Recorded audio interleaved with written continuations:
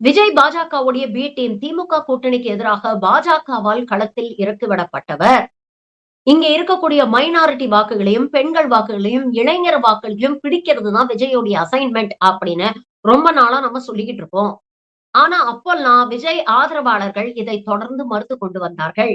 ஆனா விஜய் பாஜகவுடைய கைக்கூலி அப்படிங்கிறத இன்னைக்கு ஒரு சங்கிய ஒப்புதல் வாக்குமூலம் கொடுத்திருக்குது. இந்த வீடியோ தான் சமூக வலைதளத்துல வைரல் ஆயிட்டு இருக்கு. எவ்வளவு ஆர்வமா அமித்ஷாவுடைய பிளான் என்ன அப்படிங்கறத இந்த சங்கி விளக்கமா சொல்லுது பாருங்க. விஜய் 34 சீட்டு 34 30ல 34 எடுத்துட்டாருன்னா தமிழ்நாட்டுல தொங்கு சபை.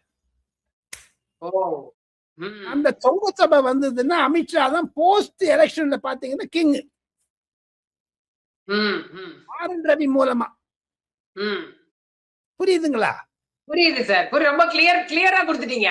இதுக்கு மேல ஆடியன்ஸ்க்கும் நல்ல கிளியரா நேயர்களுக்காக புரிஞ்சிருக்கும் அப்படின்னு தான்.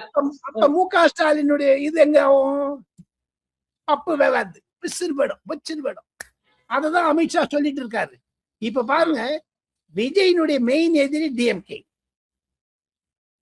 எடப்பாடி பழனிசாமி மெயின் எதிரி டிஎம்கே, பாஜக மெயின் எதிரி டிஎம்கே, சீமான் மெயின் எதிரி டிஎம்கே, பாட்டாளி மக்கள் கட்சி அன்புமணி ராமதாஸ் மெயின் எதிரி டிஎம்கே, பிரேமலதா ஏடிஎம்கே, டிஎம்கே. அப்படி போயிட்டீங்கன்னா எல்லாரும் சொல்றாங்க எல்லாரும் எதிர்கட்சி பிளவுபட்டது திமுகவுக்கு சாதகம். அது இல்லைங்கிற நானு.